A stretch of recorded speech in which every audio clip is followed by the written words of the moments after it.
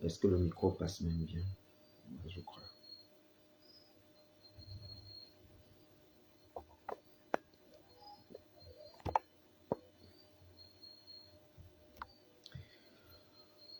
Shalom, shalom, shalom, corps de Christ.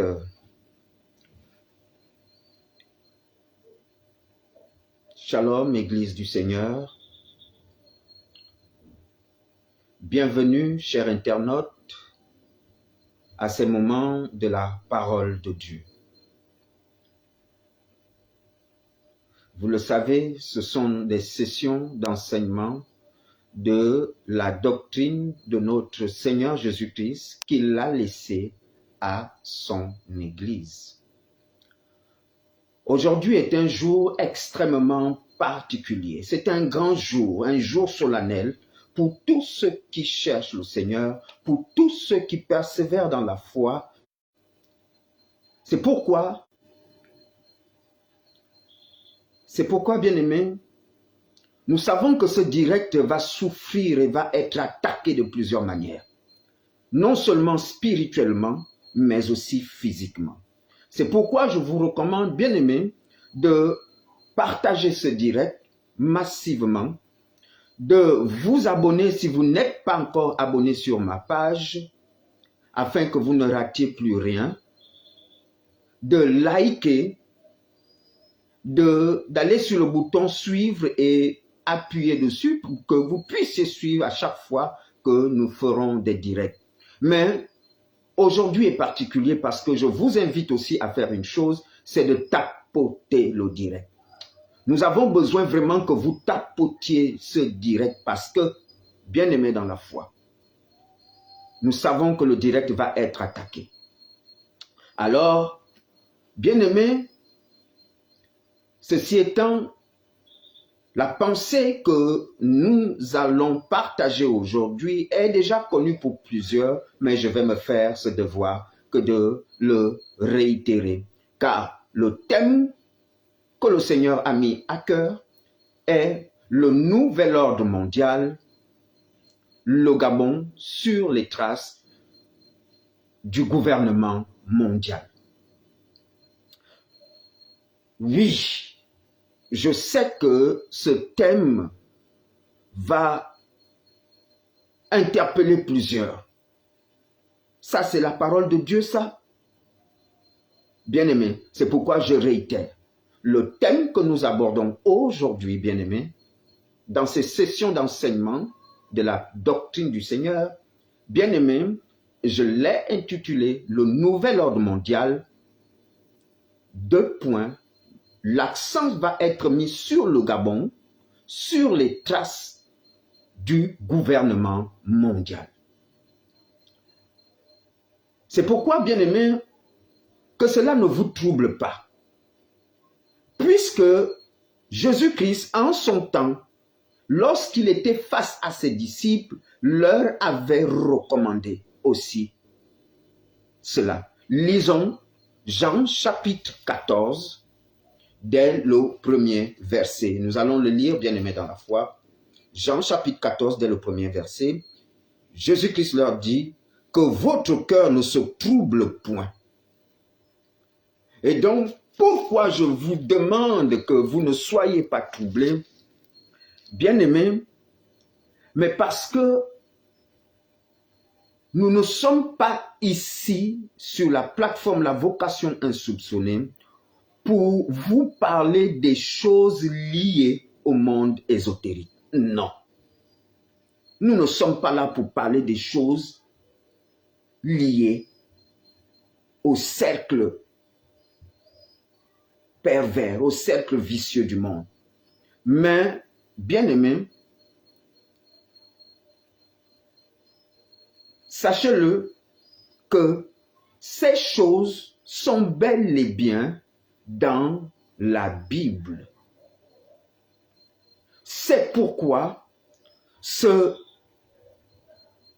thème, bien-aimé, est une bonne nouvelle pour ceux qui attendent l'apparition du Seigneur. C'est pourquoi je vous invite donc, nous allons à la parole du Seigneur, Matthieu chapitre 24, dès le verset 3. Matthieu chapitre 24, dès le verset 3.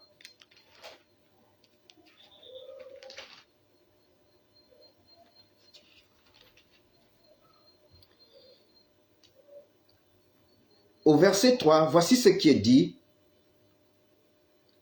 Il s'assit sur la montagne des Oliviers et les disciples vinrent en particulier lui faire cette question. Dis-nous, quand cela arrivera-t-il et quel sera le signe de ton avènement et de la fin du monde? Bien-aimés, voici jeter ce qui va nous conduire pour mener cette révélation de Jésus-Christ. C'est pourquoi je vous invite, prenez une attitude digne afin que nous remettions ces instants au contrôle de notre Seigneur Jésus-Christ. Seigneur, merci Père, toi qui fais toutes choses.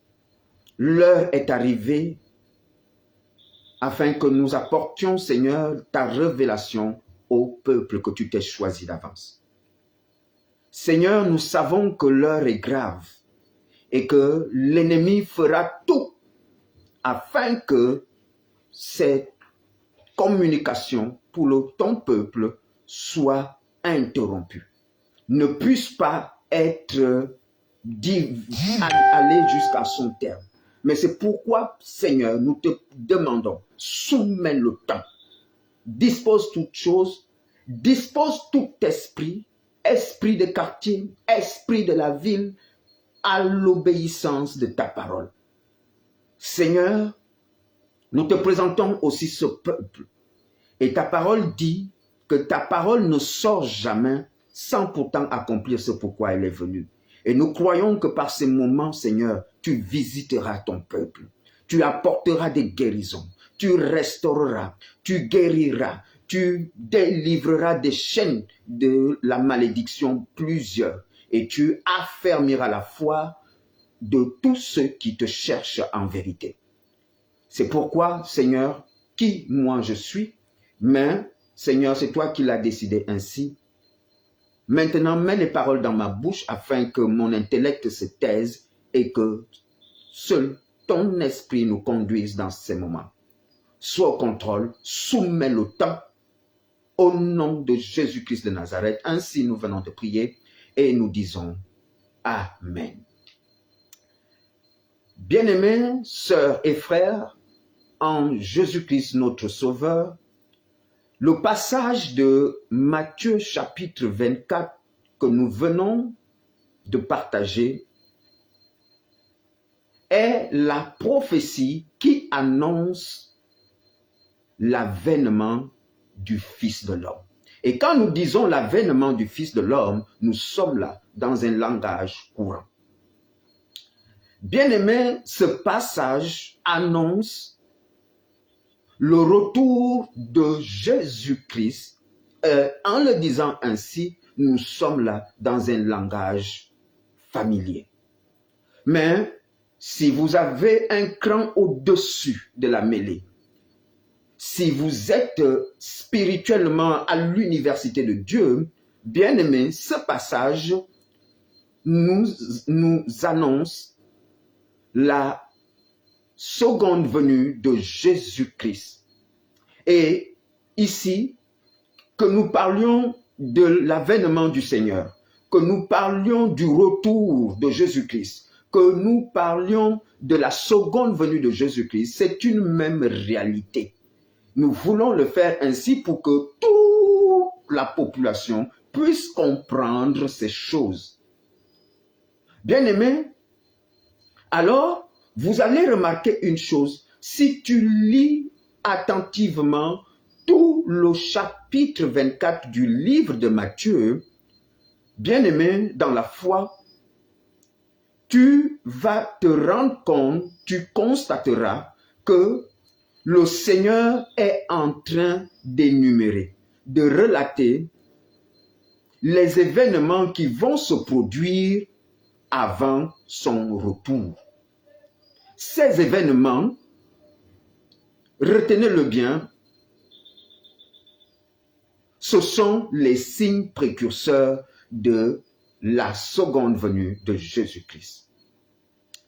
C'est précisément ce qui nous intéresse, c'est-à-dire Jésus annonce des événements qui vont marquer le monde avant sa venue. Et cette venue est pour le choix de son Église. Cette venue est l'avènement, c'est-à-dire l'enlèvement de l'Église. Autant de choses, bien-aimés, que nous devons apporter au peuple, et c'est pourquoi c'est l'un de ces événements que nous allons révéler qui est en train de s'accomplir sous vos yeux, mais que, bien-aimé dans la foi, le Seigneur de gloire m'a mandaté pour vous l'annoncer comme une bonne nouvelle pour ceux qui l'attendent. Et quand nous disons bonne nouvelle pour ceux qui l'attendent, bien-aimés, c'est parce que dans Hébreux, vous allez le constater, voici ce que dit la parole du Seigneur. Hébreux, chapitre 9. Hébreux, chapitre 9.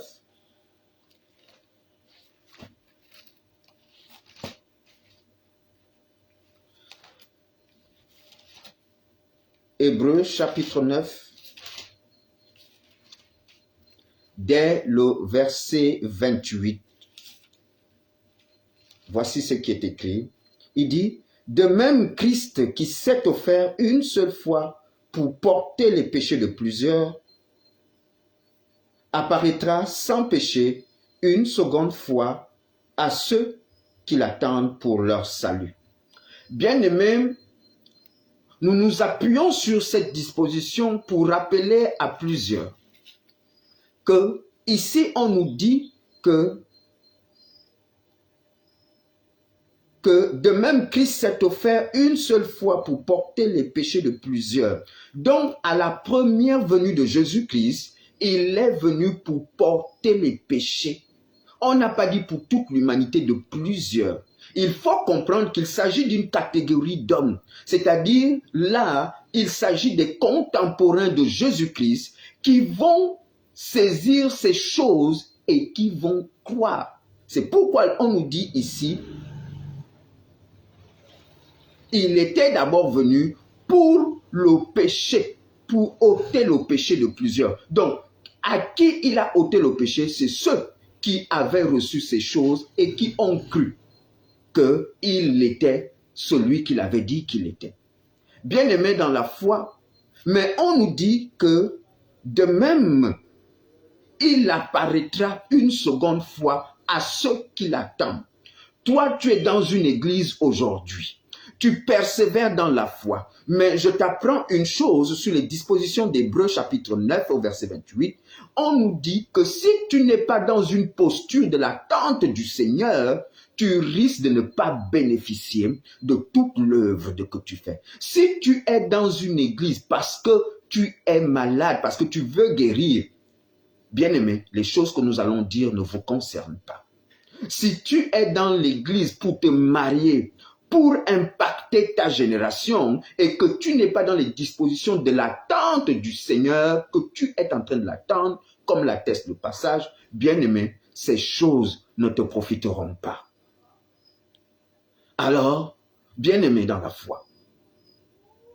Alors, nous ne pouvons pas dire que nous allons faire ces choses, nous allons vouloir annoncer l'évangile sans nous mettre un fondement.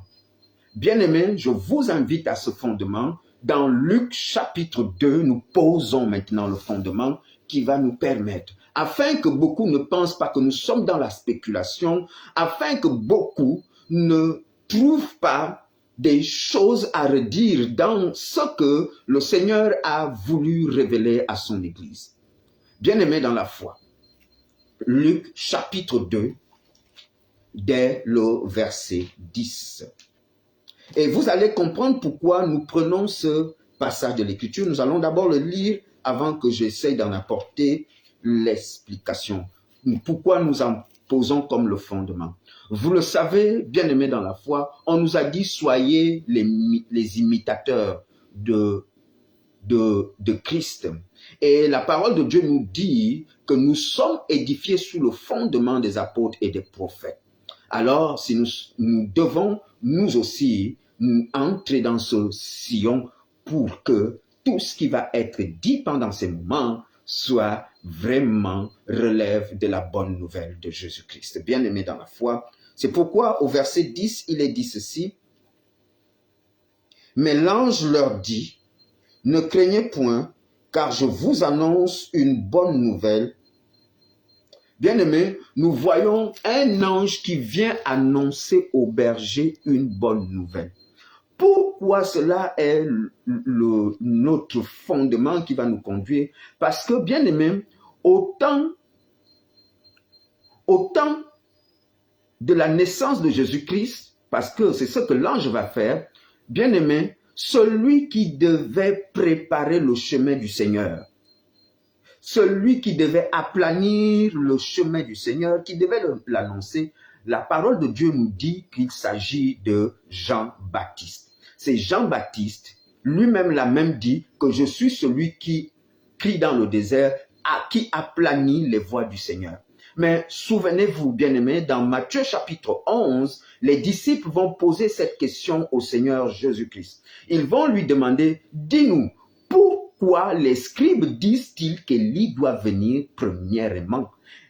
Donc, bien-aimés, le Seigneur de répondre à ses disciples, Élie est déjà venu, mais vous ne l'avez pas connu.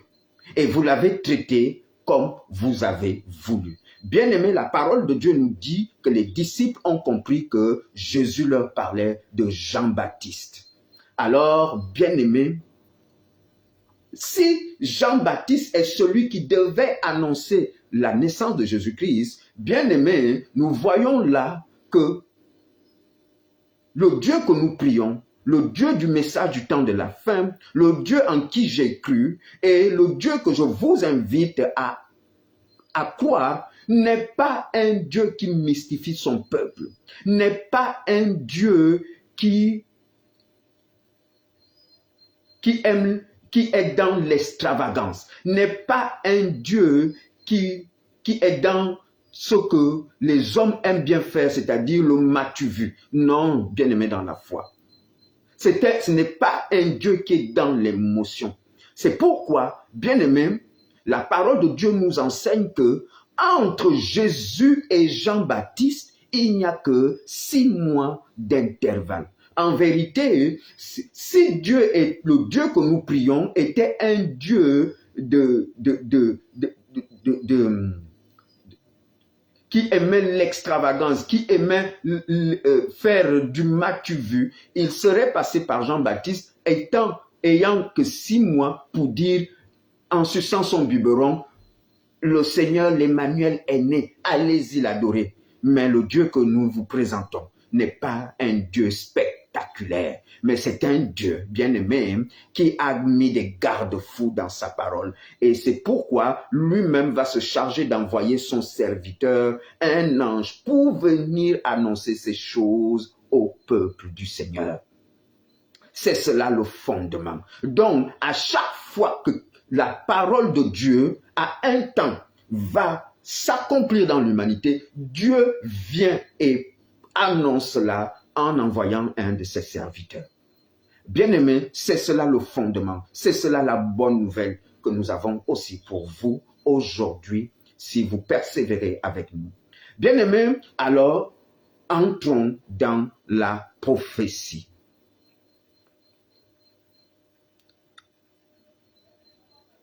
Entrons dans la révélation, bien-aimés dans la foi. Le thème que nous abordons aujourd'hui, bien-aimés dans la foi, est le nouvel ordre mondial. Et nous entendons un peu plus souvent que l'on parle de ce thème-là plus que par le passé. Mais, bien-aimés, en vérité, qu'est-ce que le nouvel ordre mondial?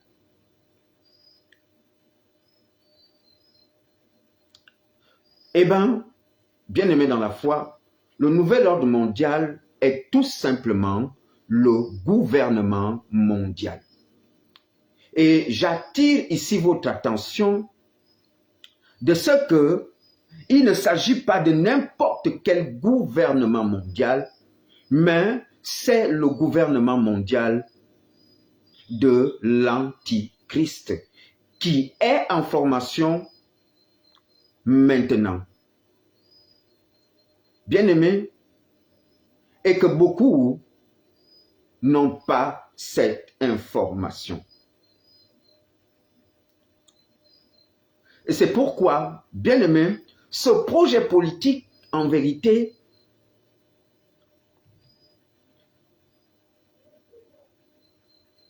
a pris son envol au Gabon. Et pourquoi nous le disons qu'il a pris son envol au Gabon? Mais parce que, bien aimé, le Gabon est le centre spirituel mondial. Alors, bien aimé, pourquoi nous le disons? Parce que, souvenez-vous, il y a quelque temps, en 2018, le Seigneur avait déjà révélé, par l'intermédiaire de son serviteur, une pensée puissante liée à la politique du monde. Et Dieu avait dit ceci, que derrière des décisions politiques se cache une volonté prophétique. Mais, bien-aimés dans la foi, et à l'occasion, bien-aimés, à l'occasion, voici ce qu'avait dit l'homme de Dieu, le prophète Samuel aurait dit, et dans la brochure consacrée à cela. Peut-être vous n'êtes pas au courant de cette révélation qui est au milieu de l'Église depuis 2018, que le Seigneur a fait connaître par la bouche de son serviteur. Je m'en vais lire, bien-aimé, le paragraphe 2 consacré à cette pensée que le Seigneur avait révélée. Et voici ce que l'homme de Dieu avait dit en son temps. Il dit, la quasi-totalité des décisions politiques qui changent la forme et le sens du monde aujourd'hui, si vous êtes prophète de Dieu, ce qui est son cas, ou si vous êtes fils de prophète, et là je me reconnais, bien-aimé dans la foi, si vous avez la semence de Dieu, c'est-à-dire vous, bien-aimés, si vous avez la semence de Dieu, si vous avez l'Esprit de Dieu, il dit quoi? Vous allez comprendre que derrière des décisions politiques se cache une volonté prophétique. Bien-aimé, Dixit, le prophète Samuel aurait dit, et nous rendons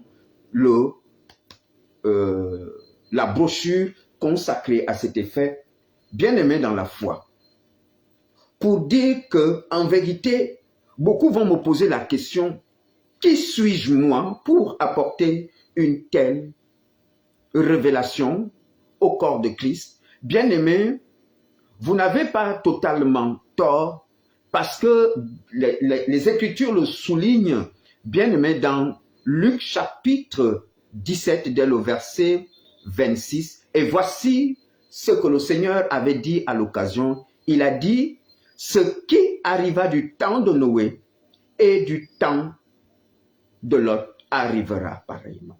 Bien-aimés, nous accentuons notre précision autour de Noé. Pourquoi Noé? Parce que, en vérité, bien-aimés dans la foi, les Écritures nous apprennent que Noé n'était qu'un simple homme. Il était cultivateur. Mais que Noé était de la lignée fils, parent, cousin de un homme, Enoch. Il était de parents de la lignée d'Enoch, petit-fils selon que la parole nous le demande, de Enoch. Or, qui est Enoch? Enoch est cet homme-là qui fut enlevé de Dieu pour pas qu'il connût la mort. Bien-aimé, c'était une preuve que Enoch avait la volonté de Dieu et qu'il marchait tel que le disent les Écritures, comme Dieu le voulait. Mais les Écritures disent que lorsque le temps change, la parole de Dieu aussi change. Et Dieu, à chaque temps, parle. Et c'est pourquoi, bien-aimé, ce Noé, les Écritures attestent qu'il n'était que prédicateur. Et notamment, on cite 8e prédicateur. Mais, bien-aimé, est-ce que Noé était dans l'assemblée d'Enoch qui avait reçu tout? Parce que le fait que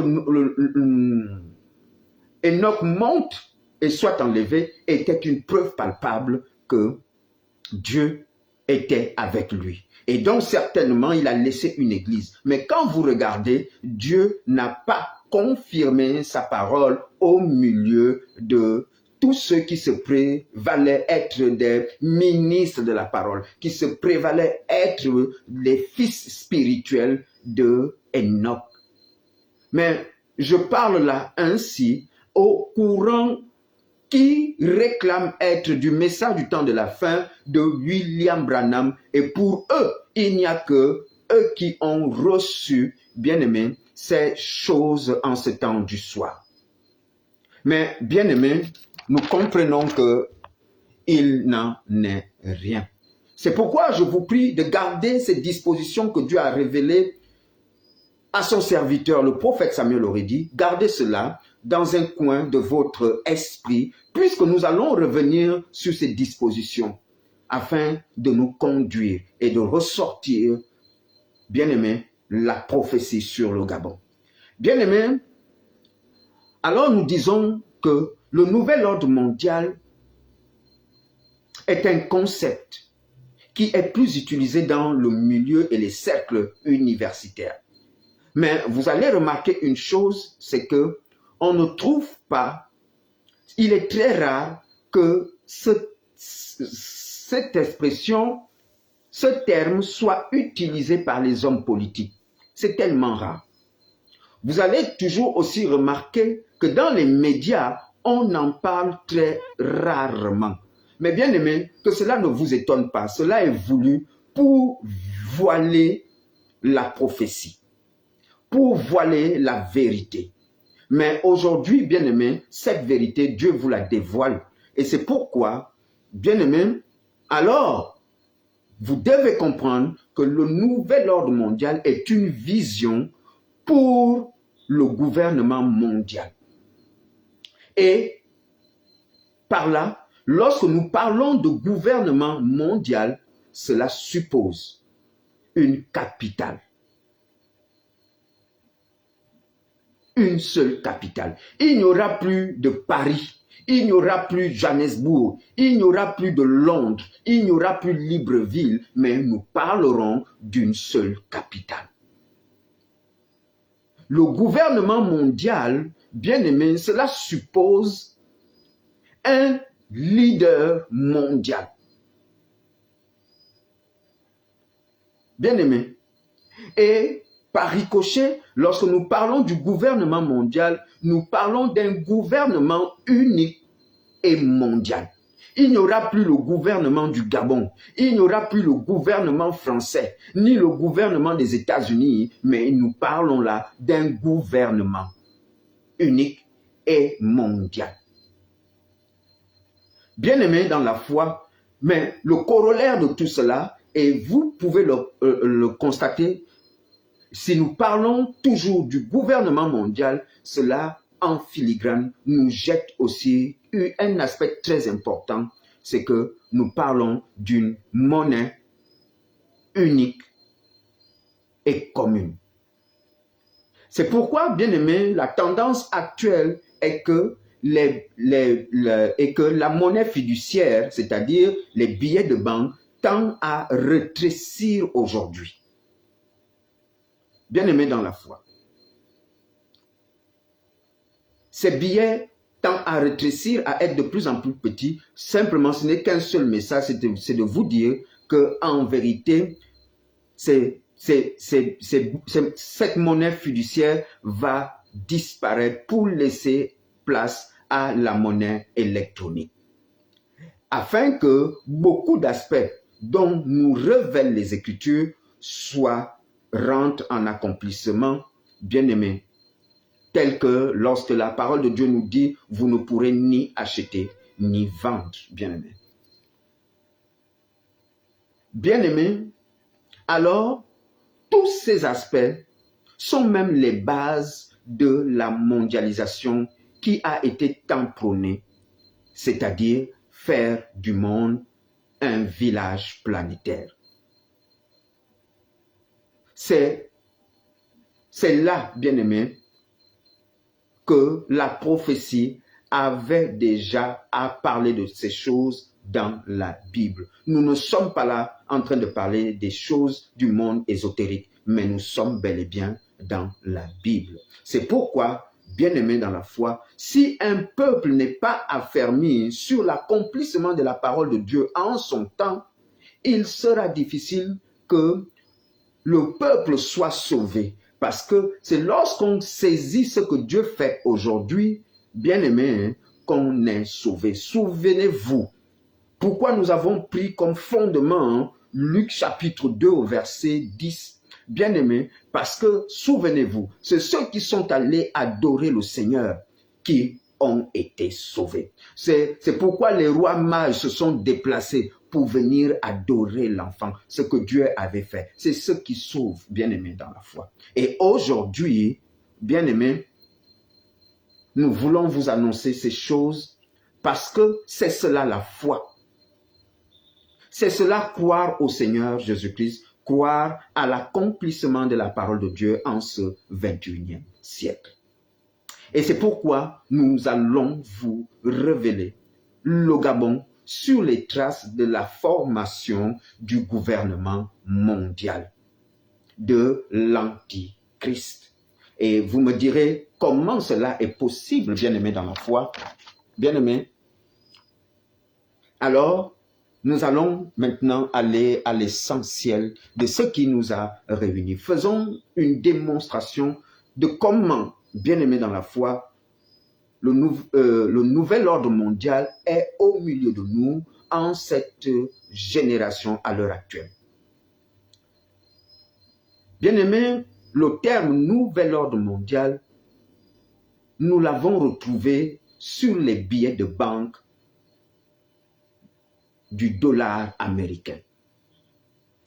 Et si nous avions le matériel nécessaire, nous aurions pu appuyer un bouton pour que l'image du dollar américain soit là et afin que nous vous fassions la démonstration. Mais gloire soit rendue à notre Seigneur qui nous a permis de nous procurer un dollar américain afin que nous vous parlions de ces choses et que le peuple, que les écailles tombent des yeux du peuple. Bien-aimés dans la foi. Nous cherchons le billet de $1. Le billet de $1, voilà, nous l'avons retrouvé.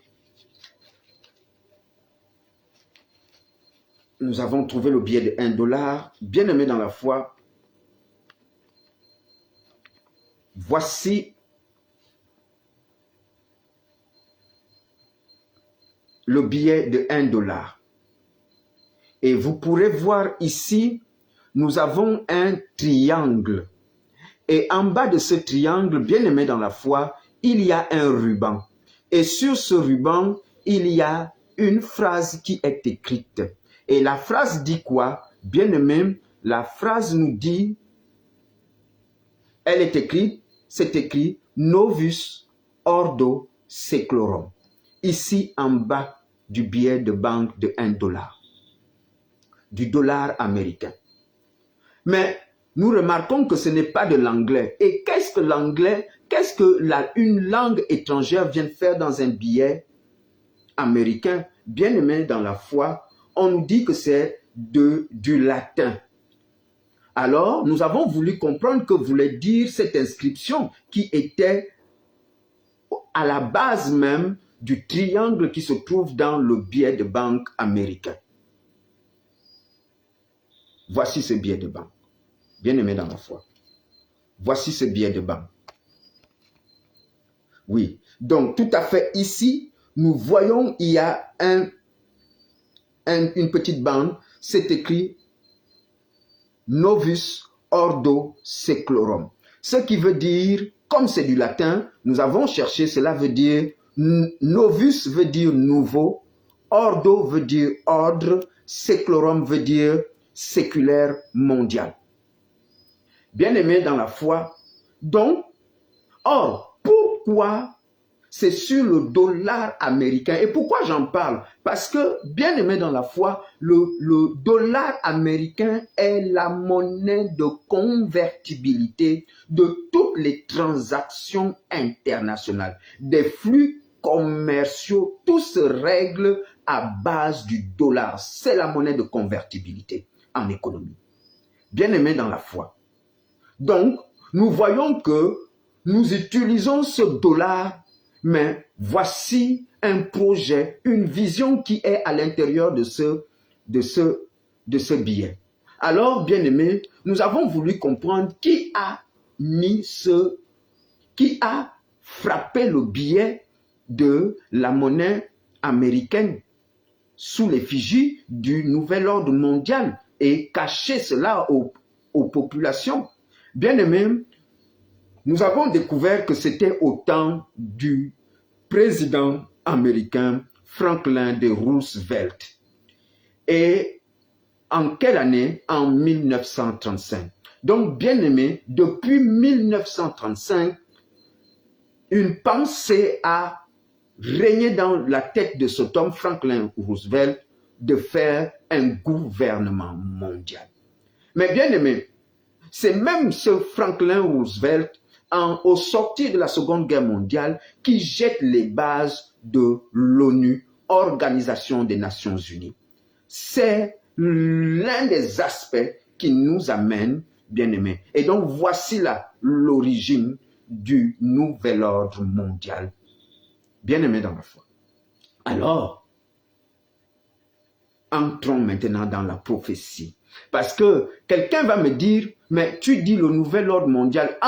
Nous n'avons jamais lu dans la Bible nouvel ordre mondial. Bien-aimés, entrons dans la prophétie du nouvel ordre mondial pour que vous découvriez ces choses aujourd'hui qui sont en train de se produire devant nous et que le peuple du Seigneur, dans son amour, a voulu le révéler à ses bien-aimés. Bien-aimés dans la foi, lisons Apocalypse chapitre 13.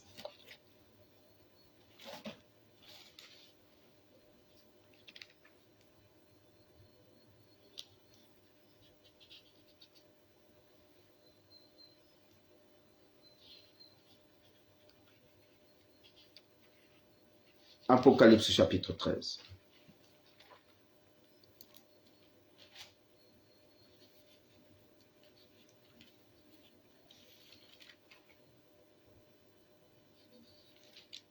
Apocalypse chapitre 13, bien-aimés dans la foi. Voici ce que nous dit la parole.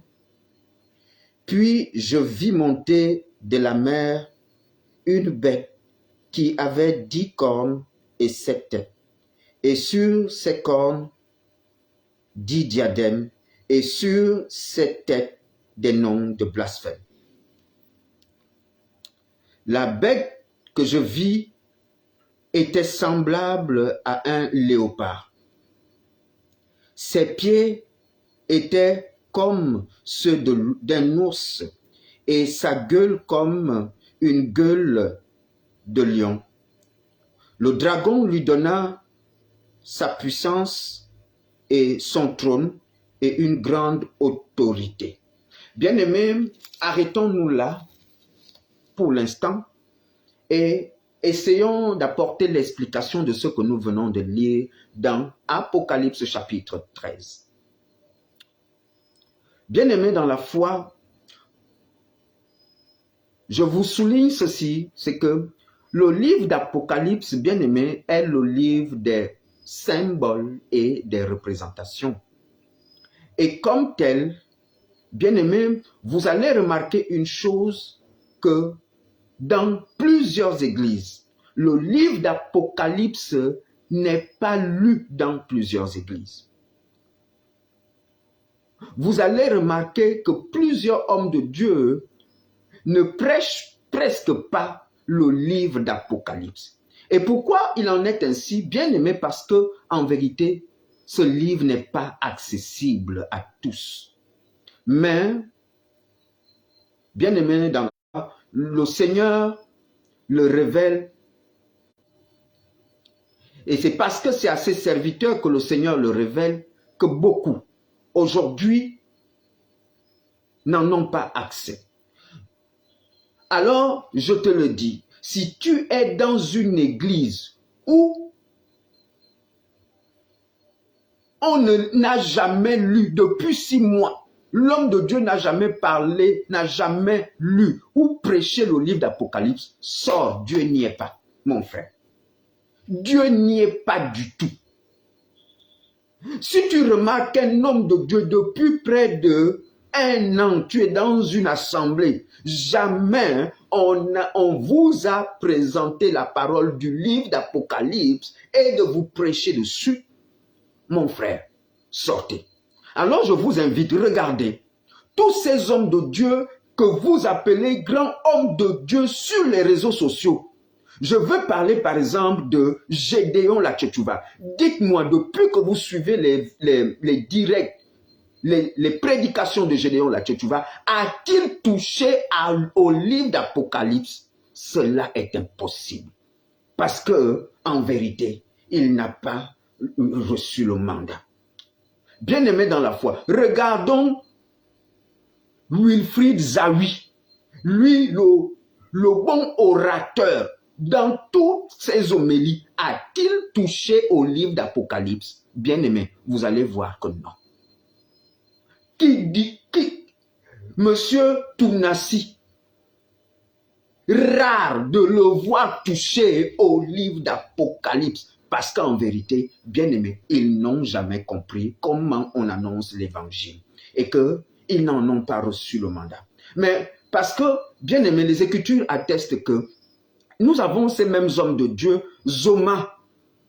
Zoma qui est ici au Gabon, vous le connaissez. Avez-vous vu Zoma prendre et prêcher sur le livre d'Apocalypse? Cela va être rare.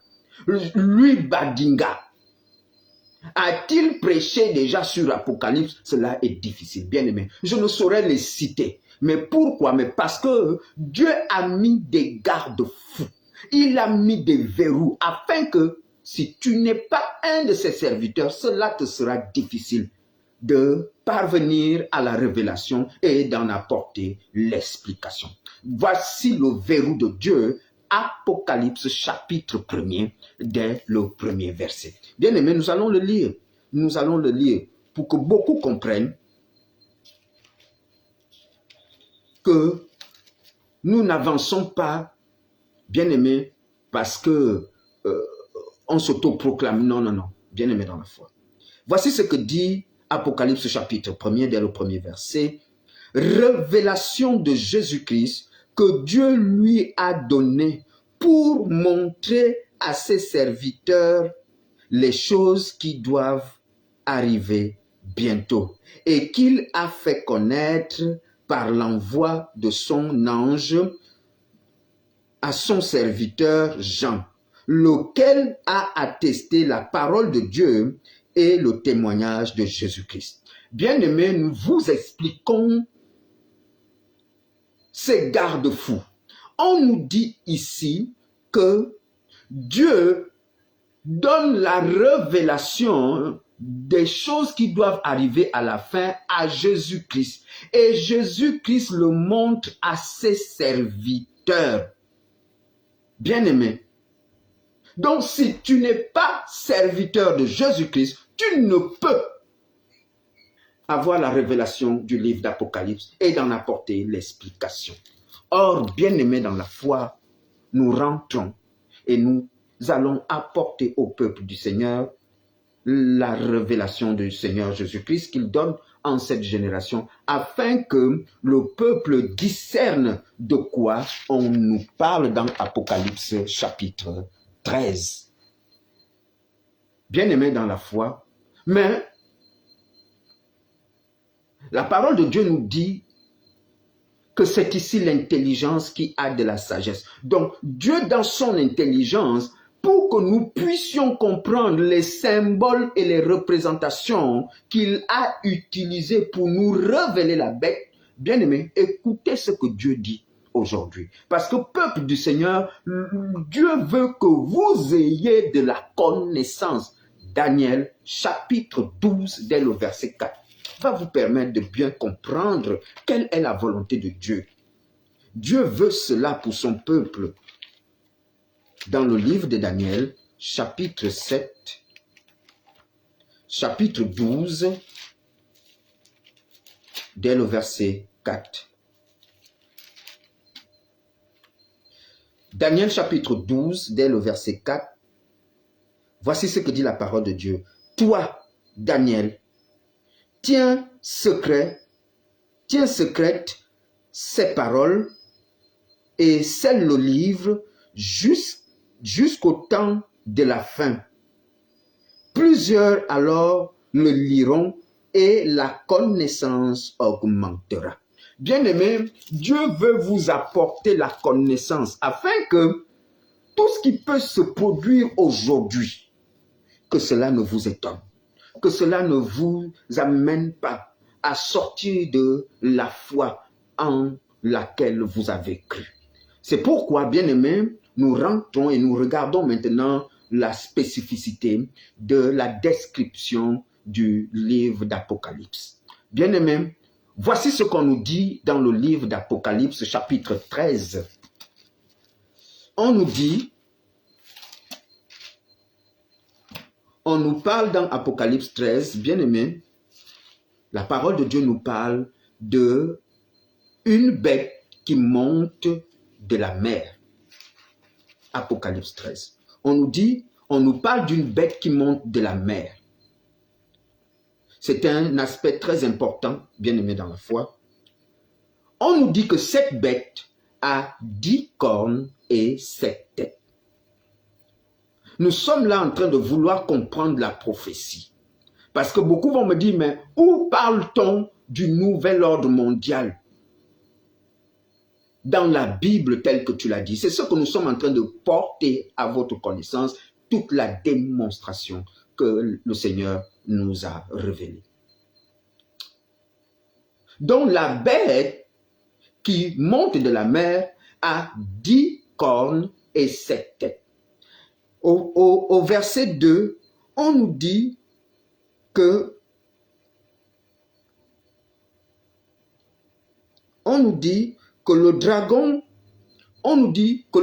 lui donna sa puissance, le dragon lui donna son trône et le dragon lui donna une grande autorité. Alors, bien-aimés,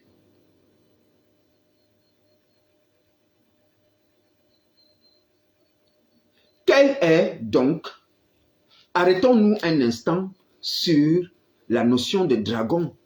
Bien-aimés dans la foi, il nous faut dévoiler ce langage que Dieu a utilisé pour nous révéler des choses qui se produisent en notre temps. Et si c'est vraiment, nous sommes au temps de la fin, donc nous devons comprendre tout ce que Dieu révèle dans ces dispositions de l'Écriture.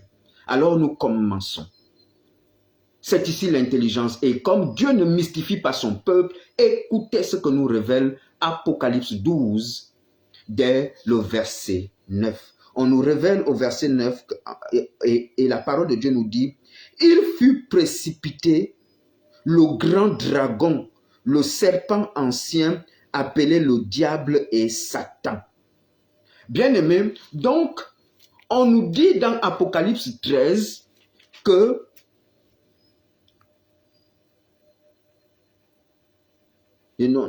on nous dit sur Apocalypse 13 que le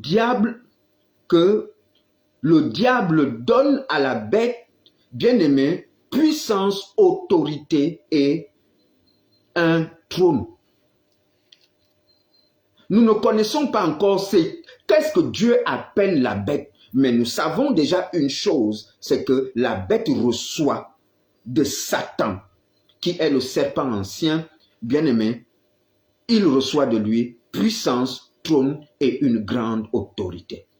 Mais allons maintenant pour essayer de dévoiler, d'enlever le mystère sur la bête.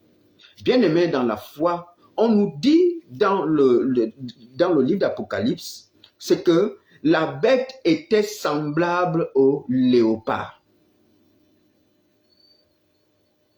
Il dit, la bête que je vis était semblable au léopard. Ses pieds étaient comme ceux d'un ours et sa gueule comme la gueule de lion.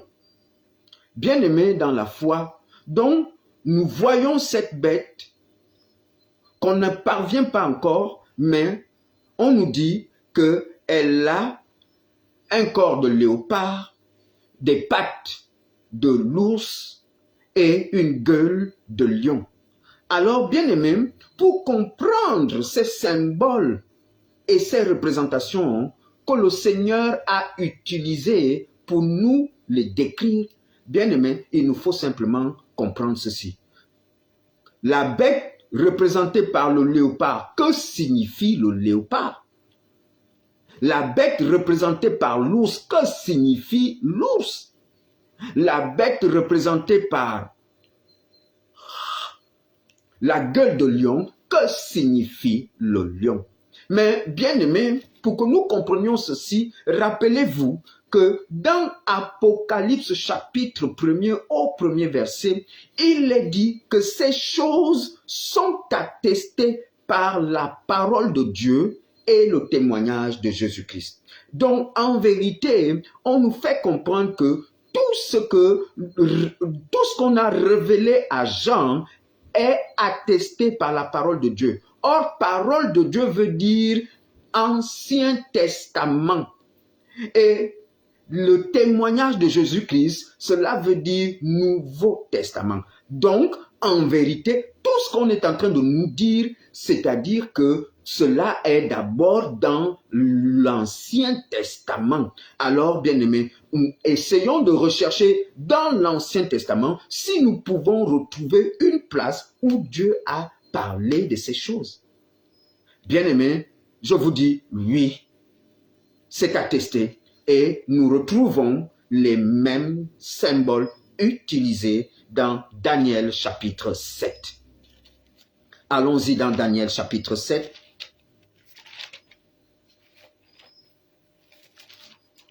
Dans Daniel chapitre 7, lisons la parole de Dieu.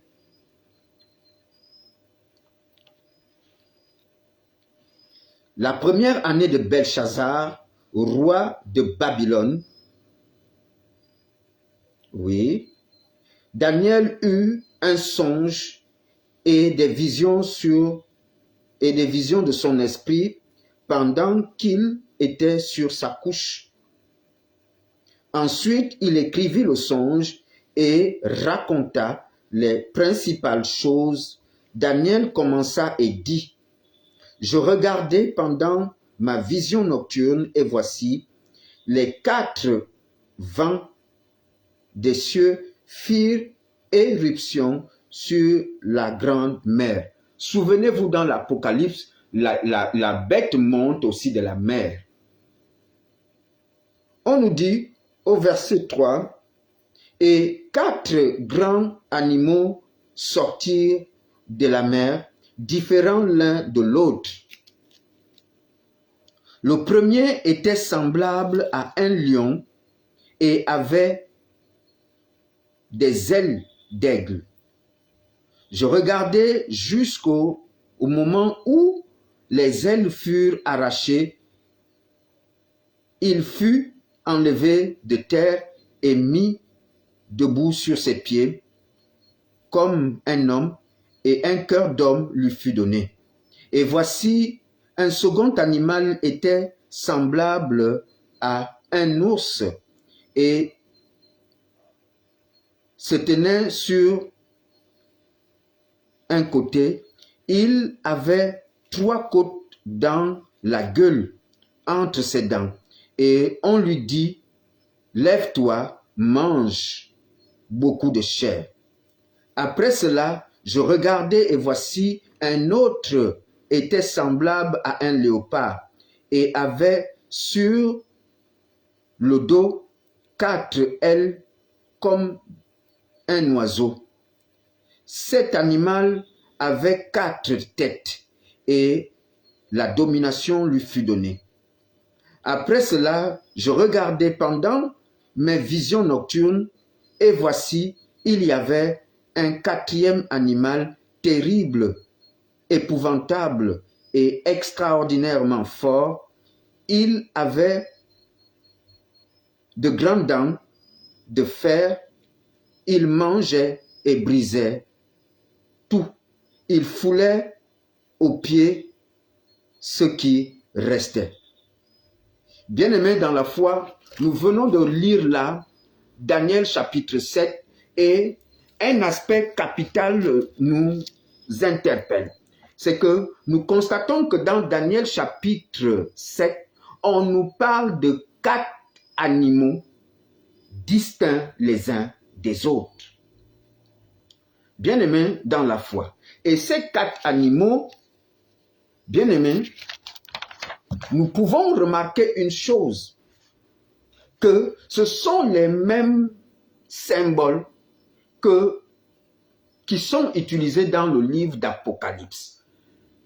Alors, bien-aimés, comment pouvons-nous l'expliquer? Mais bien-aimés, c'est assez simple. Dans le livre de Daniel, les bêtes sont différents les uns les autres, mais dans l'Apocalypse, comme nous l'avons dit, bien-aimés, c'est que on retrouve une bête formant nous retrouvons ces bêtes formant une seule bête dans l'Apocalypse. Qu'est-ce que cela veut décrire? Et vous allez remarquer une chose, c'est que la Bible, la bête qu'on nous décrit dans Apocalypse 13, c'est la même bête qui nous est décrite dans Apocalypse 17. Alors, mais comment cela s'explique? Bien-aimés, vous allez remarquer que le livre de Daniel a été écrit 600 ans avant la naissance de Jésus-Christ. Et que le livre de Apocalypse est écrit vers l'an 95 de notre ère. Donc, il y a près de 700 ans qui séparent les auteurs de ces 2 livres. Mais comment ces 2 auteurs ont-ils les mêmes symboles pour décrire ces choses? Bien-aimés, c'est simple. C'est simple. Il faut simplement comprendre que les 2 livres ont été écrits par une même personne. Le Dieu créateur. Souvenez-vous, c'est pourquoi les Écritures nous disent que c'est poussé par l'Esprit que les hommes ont écrit de la part de Dieu. Bien-aimés dans la foi. Et donc, le Seigneur n'a fait que se servir de 2 secrétaires, de 2 rédacteurs qui, même si ils avaient 700 ans d'intervalle, bien-aimés, la Bible nous dit ainsi que, ainsi, la parole de Dieu vient de Dieu le Dieu Tout-Puissant. La Bible a été écrite par Dieu et peu importe les lieux où on veut vous remettre cela en cause, bien-aimés dans la foi, vous devez ne plus l'accorder. Parce que ici, nous voyons clairement comment le livre de Daniel a les mêmes symboles que le livre d'Apocalypse. Or, il y a 700 ans entre ces deux. Mais, bien-aimé, quelqu'un peut crier au plagiat. Mais lorsque vous regardez le contexte qui a permis cela, lorsque nous lisons le livre d'Apocalypse, on nous dit que Jean était en pleine crise. Ils étaient persécutés. Ils étaient en prison dans l'île appelée Patmos. Et donc, dans ces conditions, il est très difficile de parler du plagiat, mais nous comprenons que c'est Dieu qui s'est servi de ces deux serviteurs pour annoncer ces choses qu'il a dit que l'heure doit arriver dans Daniel 12 et que ces choses nous sont révélées aujourd'hui. Alors, bien-aimés, si tant est que nous sommes au temps de la fin et que nous pouvons maintenant comprendre la révélation, bien-aimés, il faut maintenant que tout cela soit clair, que nous ne tergiversions plus. Et c'est pourquoi, bien-aimés, Dieu souligne dans sa parole, notamment au verset 23 du livre de Daniel, il dit ceci, nous allons le lire. C'est ce qui va nous permettre maintenant là de lever le voile des symboles que Dieu a utilisés. Dans Daniel chapitre 7 au verset 23, bien-aimés, écoutez ce que nous révèle la parole du Seigneur. Au verset 23, il dit ceci, « Il me parla ainsi, le quatrième animal, c'est un quatrième royaume qui existera sur la terre, différent de tous les royaumes. » Bien-aimés, donc on nous dit dans Daniel chapitre 7 au verset 23 que en vérité, le quatrième animal est un royaume. Donc, les animaux en question, les 4 animaux qui sont distincts, sont des royaumes. Or, par glissement sémantique, lorsqu'on parle de royaume, on parle de nation. Si on parle de nation, aujourd'hui, les nations, on les appelle des pays. Donc, la révélation ici, c'est que il s'agit de 4 nations, bien-aimées, qui vont se fédérer, qui vont se remettre ensemble pour faire une œuvre, bien-aimée, dans la foi.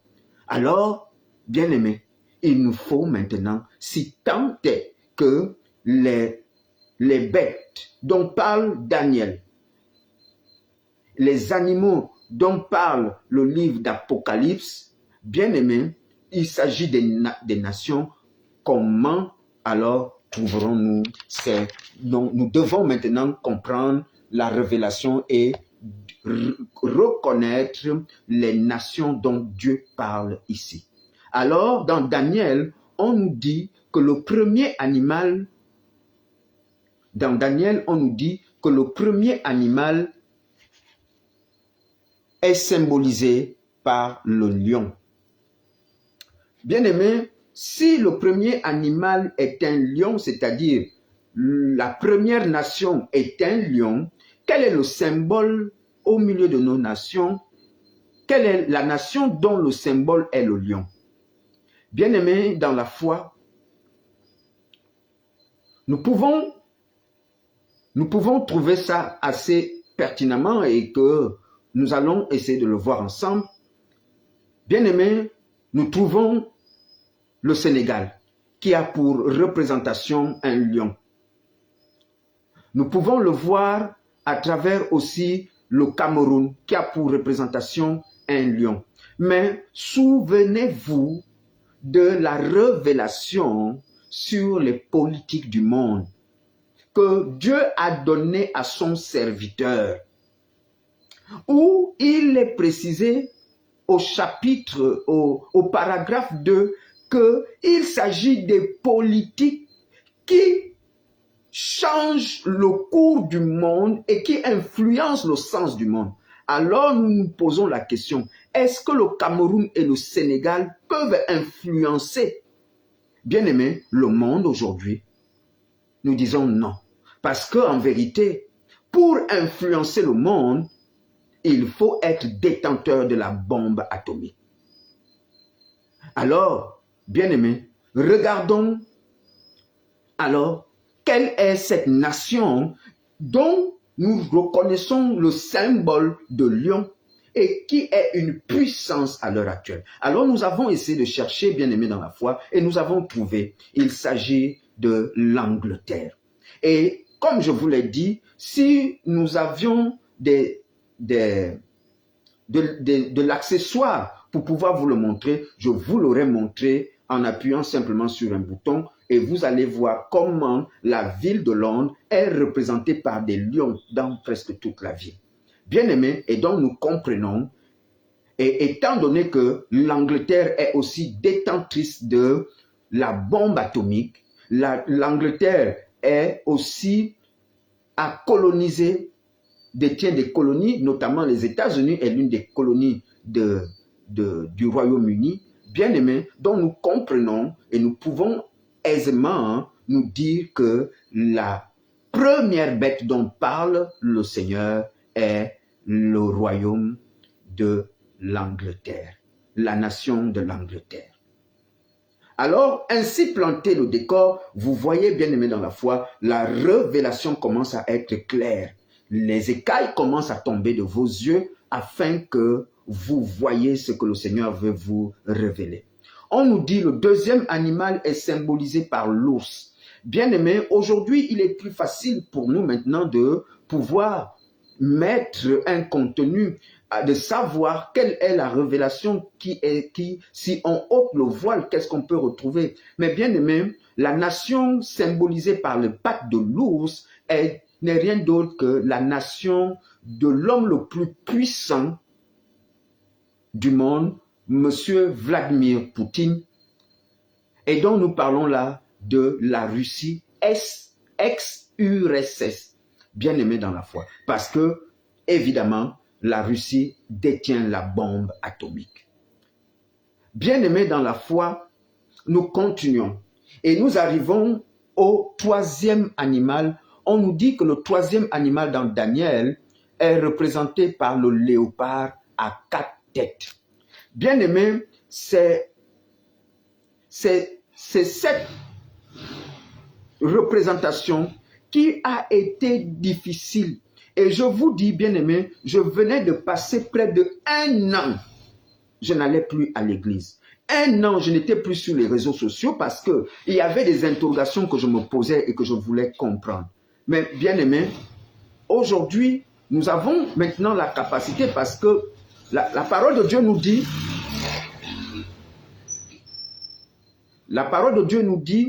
que celui qui demande, on lui donnera. Celui qui cogne, on ouvrira.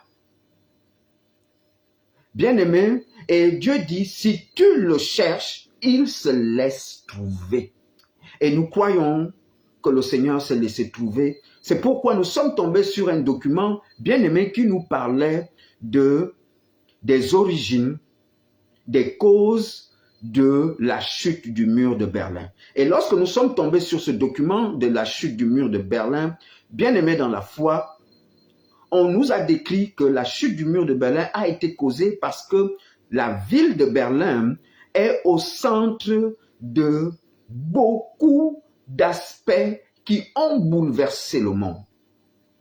Et parmi lesquels, bien aimé dans la foi, en 1870, Berlin a bouleversé l'Europe en attaquant, en annexant la France. C'est la guerre franco-allemande de 1870.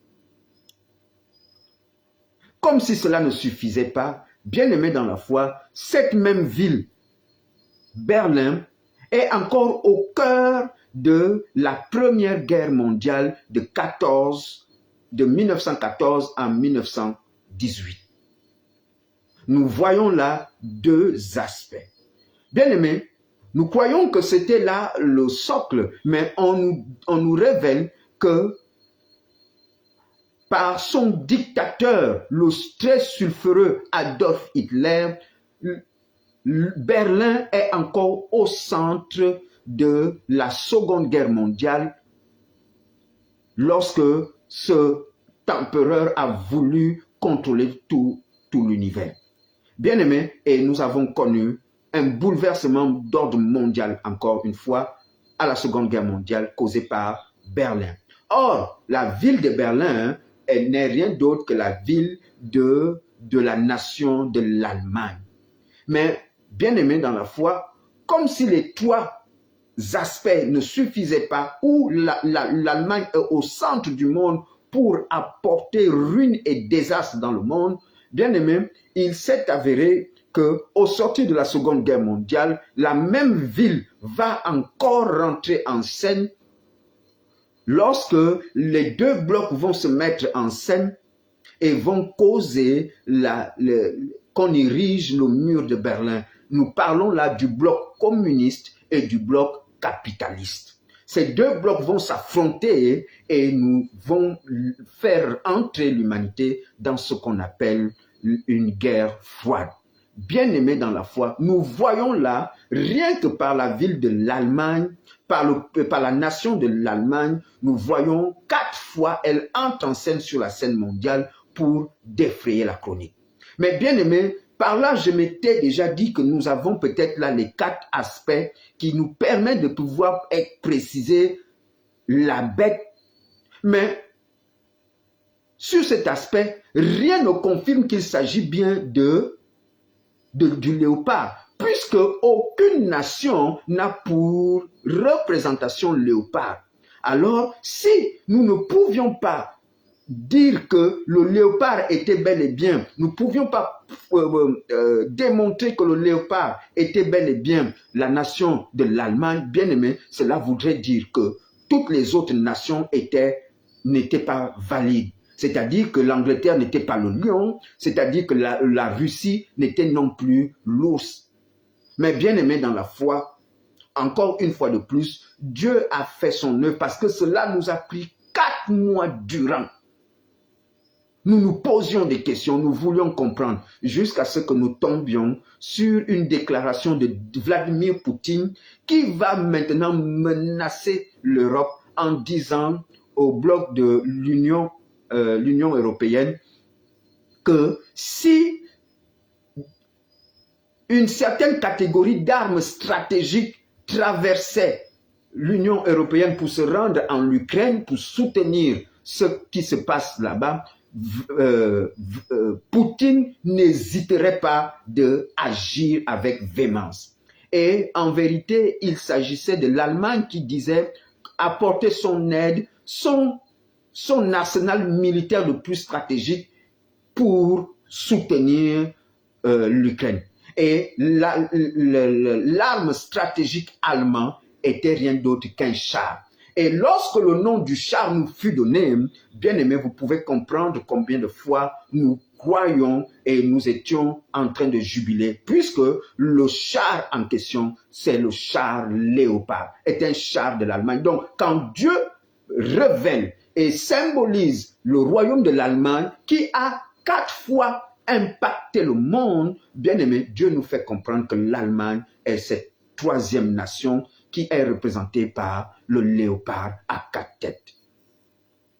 Bien aimé, alors cela nous permettait simplement et facilement maintenant de décrire la 4e bête. Et on nous dit la 4e bête, c'est la bête à 10 cornes. Or, souvenez-vous, bien aimé, nous avons dit que cette bête est la même de Apocalypse 17. Et c'est dans Apocalypse 17 au verset 18, on nous dit que la femme est assise sur 7 têtes. Ces 7 têtes sont 7 montagnes. Et les montagnes représentent une ville, la ville de Rome. En vérité, nous parlons là, bien aimé, du Saint-Empire de Rome, qui est aujourd'hui l'Union européenne. Et dont nous avons 4 nations, puisqu'ils deviennent un seul bloc, l'Union européenne. Nous avons la Russie, nous avons l'Allemagne et nous avons, bien aimé, l'Angleterre. Voilà ce qui coiffe. Et nous voyons là, bien aimé, tous ceux qui dirigent et qui font partie là du G7.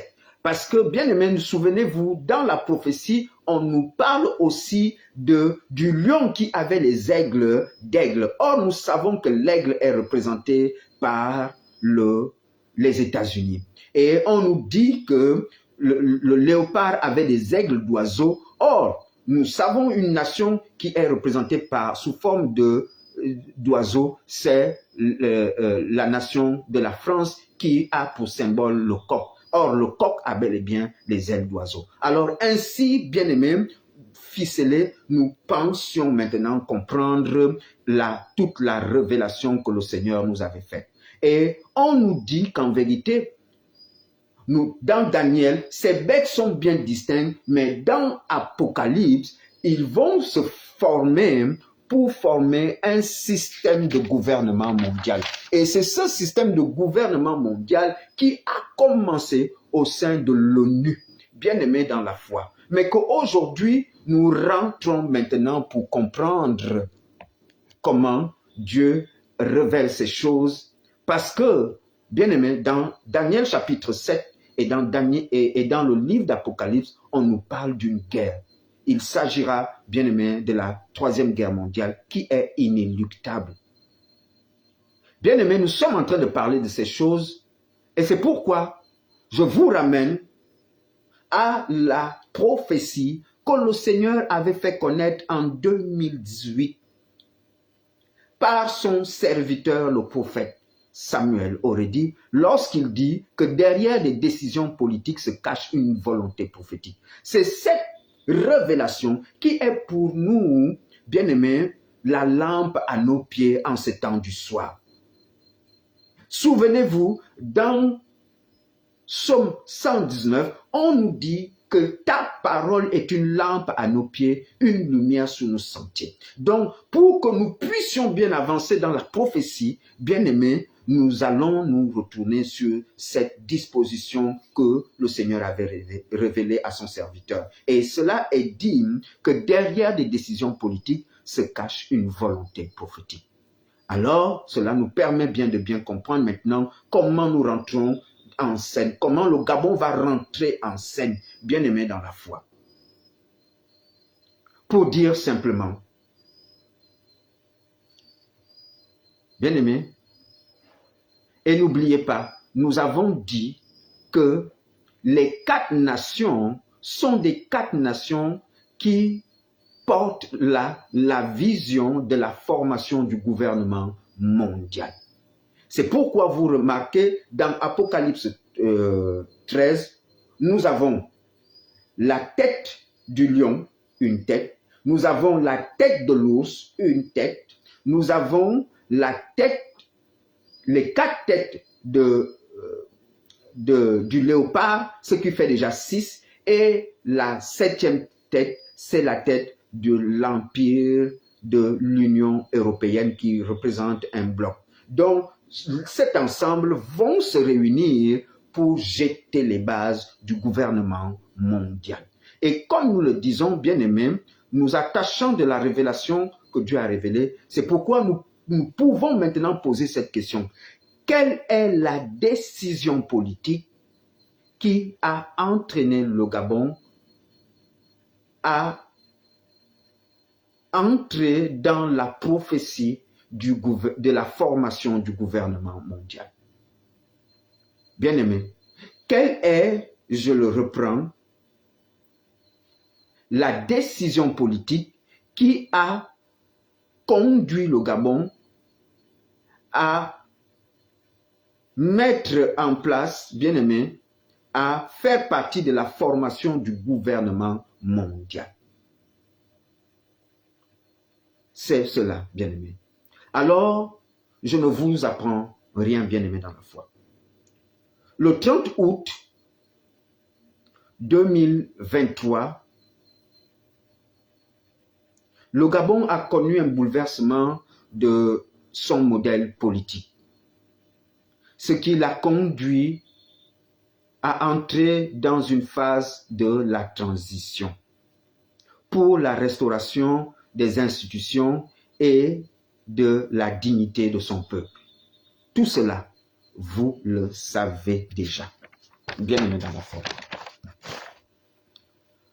Mais, au sortir de cette transition, une nouvelle constitution fut adoptée. Vous le savez. Mais cette nouvelle constitution a redéfini les attributs du pouvoir exécutif, les attributs du pouvoir judiciaire et les attributs du pouvoir législatif. En somme, bien-aimés dans la foi, vous pouvez remarquer une seule chose, c'est que, et ne l'oubliez pas, nous disons, derrière les décisions politiques se cache une volonté prophétique. Alors, en nous focalisant sur la prophétie, bien-aimés, nous allons examiner les nouvelles dispositions du pouvoir exécutif qui auparavant étaient dirigées par le président de la République et le Premier ministre. C'est pourquoi, lors de la restauration des institutions, on a ajouté et consolidé au pouvoir exécutif les titres de président de la République. Ce n'est qu'une consolidation. On a consolidé par le titre de chef de l'État. Et vous allez encore remarquer une chose, bien-aimés dans la foi, c'est que toujours dans le pouvoir exécutif, on a encore reconduit, c'est-à-dire consolidé le pouvoir de chef des forces de l'ordre et de défense.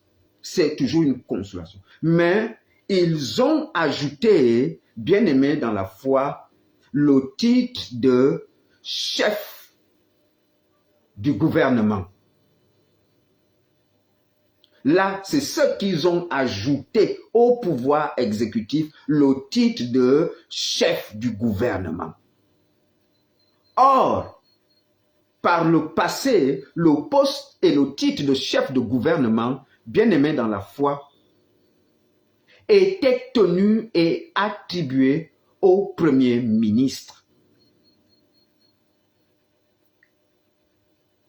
Ce poste a été retiré dans la Constitution de la Ve République, bien-aimé dans la foi, pour remettre toutes ces prérogatives de chef de gouvernement au président de la République. Bien-aimé, cela est fait à dessein. Ne pensez pas que c'est un hasard, il n'y a pas d'hasard. Cela est fait à dessein. Puisque le Seigneur l'a dit, que derrière des décisions politiques se cache une volonté prophétique. Alors, quelle est la volonté prophétique? Rappelez-vous, c'est le Premier ministre qui met en œuvre tout ce qu'il y a comme politique de l'État. Pour la gloire de qui? Pour la gloire du président de la République. Alors, lorsque le président de la République lui-même devient maintenant chef du gouvernement, bien-aimé, il fait tout pour donner la gloire à qui? Bien-aimé, la réponse est simple. Dans Apocalypse chapitre 17, dès le verset 13, nous allons le lire. Apocalypse chapitre 17, dès le verset 13. Écoutez ce que révèlent les Écritures. Apocalypse chapitre 17, dès le verset 13. Au verset 13, on dit, « Ils ont un même dessein et ils donnent leur puissance et leur autorité à la bête. » Bien-aimés dans la foi, voici qu'on nous dit que ils ont un même dessein, c'est de donner la puissance et l'autorité à la bête. Or, la bête, nous avons vu que ce sont un ensemble de nations qui vont fédérer, qui vont se regrouper en un système de gouvernement mondial et dont les préliminaires sont bel et bien l'ONU, bien aimé dans la foi. Ainsi, nous comprenons et nous vous avons dit, bien-aimés, que le gouvernement mondial suppose un gouvernement unique et mondial qui va intégrer chaque chef de gouvernement pays pour être au sein du gouvernement mondial de l'Antichrist. Bien-aimés dans la foi, est-ce bien? Est-ce mal? Mais je tiens à vous dire une seule chose, bien-aimés dans la foi, c'est que ces choses ont été annoncées il y a depuis 2000 ans. Ce que je vous invite à comprendre, bien-aimés dans la foi, c'est ici la préscience de Dieu. C'est pourquoi nous disons, il connaît la fin d'une chose avant son commencement. Donc, pour ton problème, pour la décision que tu dois prendre, pour les enjeux de ta vie, Dieu connaît la fin avant le commencement. Et de la manière que tu vas décider, il connaît la fin. Donc toi, ce que toi tu dois faire, c'est de lui demander, Seigneur, est-ce que la femme que je suis en train de vouloir m'engager terminera ses jours avec moi dans mon village? Seigneur, est-ce que cette femme est celle que tu as tirée de ma côte? Est-ce que ce projet est le projet que tu veux me voir ambitionner et prospérer? Pose au je ne sais pas qu'est-ce que tu as, mais c'est ici l'occasion, car le Dieu que je te présente, le Dieu du message du temps de la fin, c'est le Dieu qui connaît la fin d'une chose avant son commencement. Le Dieu de M. Donald que je vous présente, bien-aimé dans la foi. C'est pourquoi, en vérité, bien-aimé, nous chutons. Et tant que tu ne découvres pas quelle est la volonté de Dieu pour ta vie, plus vite tu découvriras cela, plus vite, bien-aimé, tu retrouveras ta splendeur. C'est pourquoi, après avoir identifié et montré au peuple ce qui est en train de se tramer au niveau de la sous-région, bien-aimé dans la foi, nous ne pouvons qu'adresser une recommandation à son excellence Oligui Nguema. Et la recommandation que nous ferons à son excellence Oligui Nguema est qu'il sache qu'on ne se moque pas de Dieu. Dieu parle encore. Et que s'il veut réussir son passage à la tête du pays, et surtout de marquer son nom d'une pierre blanche et indélébile, qu'il arrête de se prosterner sur les tombes. Qu'il arrête de faire allégeance aux esprits des morts. Car, bien-aimé,